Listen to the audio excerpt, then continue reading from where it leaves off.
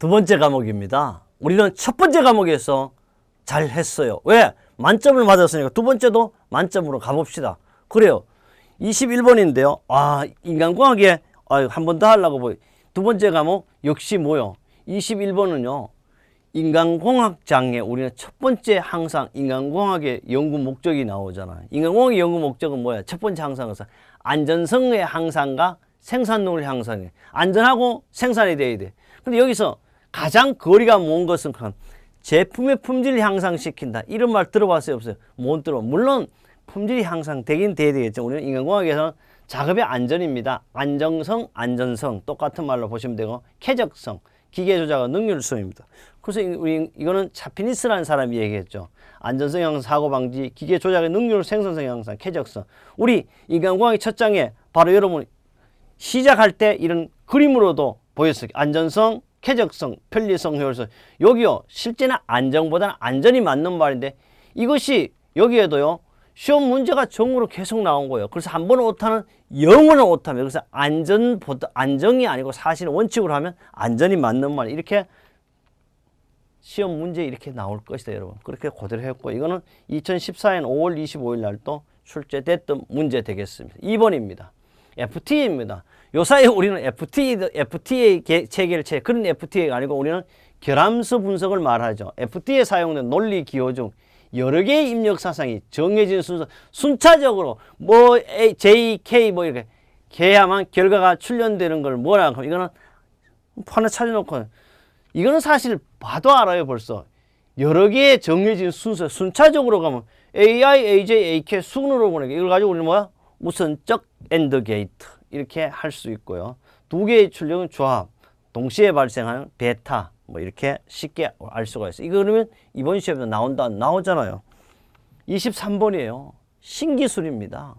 요사이 신기술 원래 있잖아요. 우리 환경할 때는 이제 NEP 그 다음에 NEP는 제품을 말하는 거고요. NET는 기술을 말하는 거예요. 그래서 신기술 그럼 뭐예요? 테크놀로지 NET예요. 신공법을 도입하면 설계하거나 제조, 사용 후 전 과정에 걸쳐서 위험 있냐 여부를 사전에 검토하는 걸 가지고 우리는 이것도 이렇게 FTA 중에서도 뭐가 된 건 처음에 시작한다. 이거는 예비 위험 분석 어떻습니까? 시작할 때만 하는 거고요. 이런 평가를 가지고 우리는 한마디로 뭐라 하면 안전성 평가라고 이걸 가지고 어센트먼트라고 그러기도 하고 또 한 번 더 나가면 세프티 어센트먼트 이렇게 해도 되겠어요. 이걸 가지고 우리는 안전성 평가라고 그런다. 이렇게 안전성 평가에 대한 내용을 상세히 서술했습니다. 네 번째입니다. 인간과 기계 인터페이스 계면이라고 그러죠. 계면의 조화성과 가장 거리가 먼 것은 우리는 감성공학에서 인간과 기계 인터페이스는 세 개의 인터페이스를 가지고 첫째는 신체적 인터페이스가 있어요. 신체를 가지고 모양이 형성되어 있다. 형태적 인터페이스라고 그러고요. 그 다음에 인지적 오줌을 가릴 줄 아냐 대소변을 가릴 줄 아냐 이걸 가지고 인지적 조화성이라고 그러죠. 그 다음에 인지적 그 다음에 신체적 그 다음에 감정이 있어야 되고 센스가 있어야 된다. 그래서 우리 인지적 신체적 감성적으로 가지고 인간과 기계 인터페이스 세 가지죠. 이런 통계적은 어떻게 딱딱하고 숫자적이 없어 이런 거. 다섯 번째입니다. 인체의 동작입니다. 사람이 동작 주형 중 팔에 굽혔던 팔을 펴는 동작을 우리는 나타내는 거가 이게 사실 어려워요. 이거는 신전인데요. 여기서 조금 한번 보겠습니다. 인간의 기본적인 동작에서 팔꿈치로 하는 걸 가지고 굴곡과 신정이요. 굴곡은요. 굴곡 들어온다. 각도가 감소하는 거. 신정은 사실 야 펴봐 신장이라 그러잖아. 늘어나는 걸 신전이라 그러고 이거는 팔꿈치에 대한 거예요. 팔다리의 느리기 운동은 내전이나 몸의 중심으로 이동.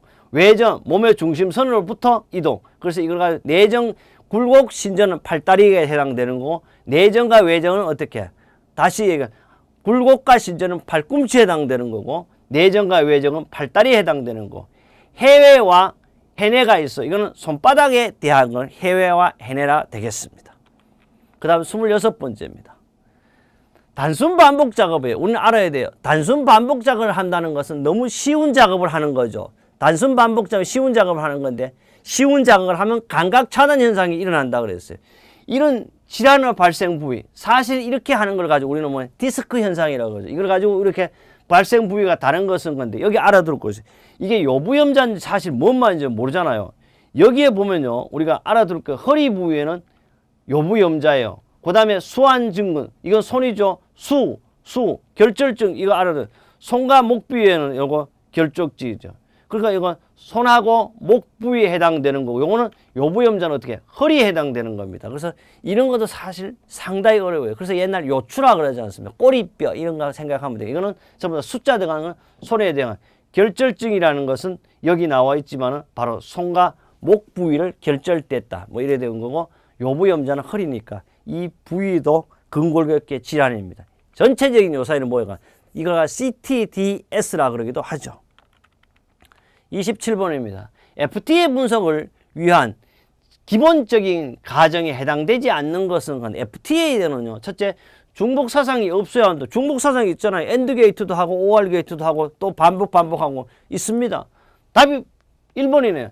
기본 사상의 발생이 항상 독립적인 왜냐? 엔드냐 OR이냐 독립적이냐. 셋째, 모든 기본 사상은 정상 위에 제일 꼭대기가 FTA OR이냐 엔드냐. 그래 대개 다 엔드밖에 없다는 거예요. 그 다음에 기본 사상은 조건부 발생 우리가 이미 알고 있다. 어떠한 경우는 어떻게 1일 넘어설 수 없어 알고 있죠. 뭐 이런 거. 순서에 대한 이런 거고. 그 다음에 중복 사상이 발생은 불대수를 이용해 간소하게 하면 되는 거죠. 그래서 중복 사상이 있다 없다 있다. 그 다음에 8번째입니다. 작업장에서요. 구성 요소를 배치하는 인간공학적 원칙과 거리가 먼 것 이걸 가지고 부품 배치의 4원칙 혹은 공간 배치의 4원칙 이렇게 얘기해요. 첫째 우리 배치 원칙은 선입선출의 원칙이 이건 이제 이런 건 없어요. 저도 우리 대학은요 좀 묘한 대학인데 인사 이동을 시킵니다. 참 말도 안 되는 거죠 대학이. 그러나 그래서 선입선출을 적용하는 그런 건데 이거는 사람에 해당되는 거예요. 부품이 아니잖아. 우리 인간이 어떻게 물건이 아니잖아요. 그게 바로 선입선출. 이거는 물건에 대한 이건 사람이 하는 거예요. 이건 전부 다 나머지는 물건에 대한 거예요. 사용 빈도니 뭐요? 기능성이니 중요도. 그래서 중요성의 원칙과 사용 빈도의 원칙. 일반적 위치할 때 중요성과 사용 빈도. 요 문제도 나와요. 부품 배치의 원칙 중에서 일반적 위치의 결정은 뭐냐 그러면 중요성이나 사용 빈도. 그다음에 배치의 원칙 중에서 배치 결정을 하는 건 기능별 배치의 원칙, 기능성 배치의 원칙, 사용 순서의 원칙 이렇게 할 수가 있습니다. 우리 교재 모든 것은 명쾌하게 잘 정의되고 여러분이 제가 빨리 한다기보다 가급적 한 문제 1분씩 적용을 하는 이유는 여러분이 10년치 공부를 하루에 몇 번씩, 하루에 3년치, 하루에 몇 시간, 3시간 적용시키기 위한 방법입니다. 9번째요. 이것은 참 어려운 문제예요. 크기가 다른 복수의 조정장치, 2개의 조정장치. 실제 여러분도 2개 알고 있어요. 몇 개 하죠. 운전하다 보면 핸들도 조정해야 되죠. 그 다음에 레버 조정해야 되죠. 그 다음에 브레이크, 그 다음에 액셀레이터, 클러치 이런 조정장치를 말하는 거죠.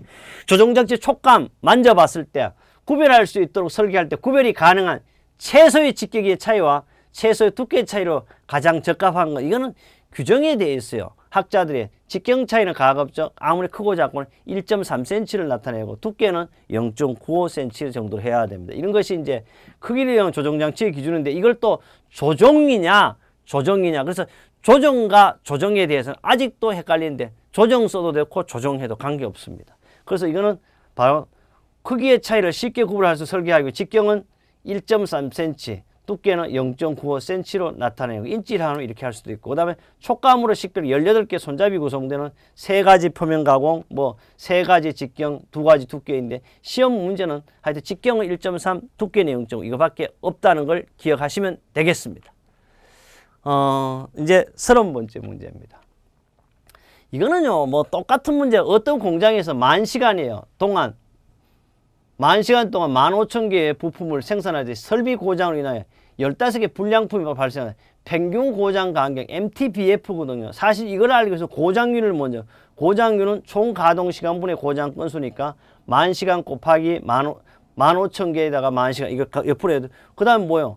불량품은 몇 개냐 하면 15개니까 하니까 이게 사실 1 곱하기 10의 마이너스 7점. 다시 평균 고장 간격을 하면 람다분의 1이 돼요. 이렇게 다시 하니까 1 곱하기 10의 7성이 되는 거죠. 이렇게 쉽게 우리는 알 수 있고 이건 수없이 반복됐던 문제가 되겠습니다. 31번째입니다. 종이의 반사율이 50%입니다. 그 다음에 종이 상의 글자 반사율이 10%일 때 종이에 의한 글자의 대비라 그러지. 대비는요, 종이의 반사율분의 종이의 반사율 빼기 글자의 반사율이죠. 하면 100을 곱하니까 어디요? 80%가 됩니다. 이런 거는 계산 문제라기보다는 수없이 우리는 반복됐던 문제, 지난번에도 나왔던 문제가 되겠습니다. 이것도 뭐 계산 문제가 연속으로 3개 나오죠. 그렇지 않죠. 동전 던지 앞면이 0.9예요. 뒷면이 0.1 때 앞면과 뒷면에 나올 확률. 이거는 바로 우리 로그로 계산하면 되겠죠. 우리 통상 로그는 어떻게? 로그 10으로 하지만 이거는 로그 2로 하죠. 두 개니까. 로그 2분의 로그 뭡니까? 여기 나올 때 0.9니까 0.9분의 1 하니까 0.152가 되겠고. 그 다음 여기는 얼마예요? 0.1이니까 0.1분의 1 하면 3.32가 된다. 그래서 이런 거는 정말 간단하게 우리는 할 수 0.15 대 3.42는 답은 몇 번? 2번이 되겠어요. 이건 계산이 아니죠. 이런 건 눈으로 또 봐도 되고요. 또 굳이 이걸 가지고 풀어봐도 되겠지만 그렇게 기억할 필요도 없어요. 똑같이 번호는 항상 몇 번? 2번으로 출제가 되겠습니다. 그 다음 33번째인데요. 보면 답이 보였어요. 정상사상 A의 발성, 기본상 뭐야 얘가? 엔드잖아. 1과 2의 발성은 1이 얼마야? 2 곱하기 10의 마이너스 3성. 2가 3 곱하기 10의 마이너스 3성이니까 2는 뭐야? 바로 2, 3은 6이 되고 얘와 얘는 어떻게 해야 돼? 바로 마이너스 3과 마이너스 2는 두 개를 어떻게 해? 얘는 곱하니까 얘만 곱하는 거지. 더하니까 얼마? 마이너스 2만 마이너스 5선. 답이 2번 맞네. 이렇게 간단하게 우리는 할 수가 있는 것이 되겠습니다. 34번째입니다. 다음 중 시스템 내의 위험 요소는 어떠한 상태에 있는가를 정상적으로 분석. 이거는 이제 정상이가 아니고 요거 우리가 에러를 하나 발견하겠습니다. 이거는 정상이 아니고 뭐가 되겠어요? 하나를 쓰면요. 이거 이제 여러분이 이제 딱 알았으면 좋겠어. 이게 이제 바로 뭐요? 요놈이 정상이 아니고 뭐요? 정성적으로 정성적. 그러니까 정상이 아니고 정성적 그러면 우리 이거는 어떻게 제2단계에서 하는구나. 이걸 알아야 돼요. 근데 정성적으로 분석 평가하는 과정 첫 번째 단계에 첫 번째가 뭐예요? 우리는 바로 요런 거죠. PHA다. 바로 예비 위험 분석이 되겠네요. 쉽게 이렇게 발견할 수가 우리는 있었습니다. 우리는 좀 더 공부를 하면요. PH는 처음 구상 단계에서 하는 거고 SHA는 정의 단계에 하는 거고 구상부터 정의 개발까지 모든 걸 우리는 FH에서 한다. 그래서 이것은 2015년 5월 30일 기사에도 출제되었던 문제가 되겠습니다. 네, 35번째 문제입니다. 35번째는요. 저같이 이렇게 서서 작업하는 작업대 높이에 대한 설명인데요. 사실 가벼운 작업 경우는 발꿈치 높이보다 낮게 해야 하는 거 원칙입니다. 둘째, 중작업의 경우는 약간 중간 정도에는 발꿈치 10에서 20cm 낮게 하는데 이게 좀 문제가 있어요. 실제 이게 ILO 기준에는요. 20에서 40cm가 되는 여기 중이라는 말은 우리 여기 중은요. 중간 정도만 이야기하는 건데 실제는 여기에 ILO는 무거운 거하고 포함이 돼 있다는 걸 알고 있어요. 틀리는 게 아닙니다. 둘째, 셋째, 정밀 작업의 경우 발꿈치 높이보다 어떻게 약간 높게 합니다. 위로 오히려 보면서 이렇게 마지막에 부피가 큰 작업물을 취급하는 게 최대치 설계를 하는 게 아니고 부피가 큰 것은 어떻게 최대가 아니고 어떻게 해야 되겠어요, 여러분? 최소치를 기준으로 한다는 거. 여기 있죠. 이렇게 해서 35번째, 36번째입니다. 소음입니다. 지금 우리 소음 때문에 난리가 났습니다. 왜? 소음은 듣기 싫으면 무조건 다 소음이 되는 거예요. 아무리 이쁘고 아름다운 거 노래 소리도 듣기 싫으면 그게 소음이에요. 근데 단위가 뭐냐면 데시벨이에요. 이런 거는 간단하고 그래서 이거 참고적으로 전도율 단위는요. 바로 우리 지멘스라고 S를 쓰는 이걸 또 세커라고 그래요. 시간의 단위가 아니에요. 시간의 단위 T로 쓰죠. 그 다음에 강수의 단위는 루멘이에요. 돌풍은 거스트라고 이렇게 표현하고 있습니다. 그 다음 37번째입니다. 기어 구조입니다. 여러분이나 나가 기가 있어요. 기어 구조에서 고막에 가해지는 미세한 압력의 변화를 증폭하는 걸 뭐냐고 이걸 가지고 중이라고 그래. 영어로 보면 바로 미들이잖아요. 중학교 미들스쿨인데요. 이게 중인데 사실 웨이는요. 깃바퀴와 웨이도를 말하고 중이는 고막이에요. 그래서 중이에 포함된 것이 고막인데 소리에 의해 최초로 진동하는 얇은 막이다. 이거는 사실 의학적이에요. 사실 말이 인간공학적이지만 상당히 어려운 문제가 지금 이거 이제 웨이도에 대한 거고요. 이 고막은 바로 중이에 대한 이런 그림으로도 여러분 한번 표현해 보았습니다. 38번째 시각적 표시 장치입니다. 성격이 시각적은 뭐요? 눈으로 보되 너무 양이 길고 복잡하니까 메모하라는 뜨고 청각적으로 즉각적으로 행동하는 거죠. 디지털 온도계, 자동차 속도 계기판, 교통신호 등의 좌회전 신호, 은행의 대기인원 표시 등입니다. 다 똑같아요. 그런데 뭐가 디지털 온도계는 어떻게 숫자가 나오죠. 자동차 속도 계기판 숫자 나오죠. 교통신호 등의 좌회전 우회전 숫자 나오는 순수하게 그림이다. 얘는 1, 2, 4는 정량적이에요. 3은 어떻게 교통신호 등은 색깔만 순수히 정성적이에요. 그래서 조금만 생각하면 우리 애들도 왜 이게 틀렸냐 맞냐 이게 한 방에 제가 설명을 이렇게 해줍니다. 그래서 정량적 표시 장치고 정성적이 되겠다. 알겠죠? 틀리나? 무조건 합격하지 왜? 39번째요. 시스템의 성능 저하가 인원의 부상이나 시스템 전체에 중대한 손해를 입히지 않는 제어가 가능한 상태의 위험 정도. 컨트롤이 가능한 상태를 말하는 거죠. 이거는 당연히. 그러니까 파국적은 죽었거나 손실됐거나 위기적인 야 도저히 이거는 불가능하다. 야 도망갈 거니까 니도 죽고 나도 죽고 이런 걸 말고 한계적 컨트롤이 가능한 관계가 바로 제어 가능하죠. 이게 3단계라 그러죠. 범주사는 아무 문제가 없다. 평온한 상태가 되겠습니다. 드디어 40번째입니다. 눈의 피로를 있잖아요. VDT 화면의 종이 여러분 VDT 뭐냐 하면 컴퓨터 작업한다 생각하면 돼. VDT 화면과 종이 문서가나 밝기에 비는 최대 얼마를 넘지 않아가 우리는 화면과의 종이 문서 비용은 어떠한 경우는 1:10을 넘어서는 안 돼요. 거기 좀 더 보면요. 우리는 VDT 화면에 종이 문서 밝기 1:10이고 시야의 주황이 들어 표면 들어 밝기에 비는 1:3으로 합니다. 시야 주황과 변두리 사이의 밝기 비도 1:10이요. 강원과 배경 사이의 밝기도 1:20. 실내 전체 최대 밝기 1:4. 그러나 시야에 들어오는 모든 큰 대상으로 중요 표적은 가능한 밝기가 동일해야 돼요.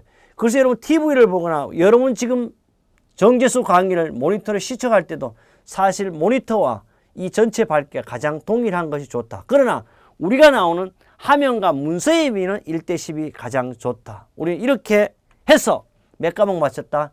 2과목도 마무리했습니다. 3과목 때 여러분과 안전한 합격을 위해서 만점 강의로 여러분을 모시겠습니다.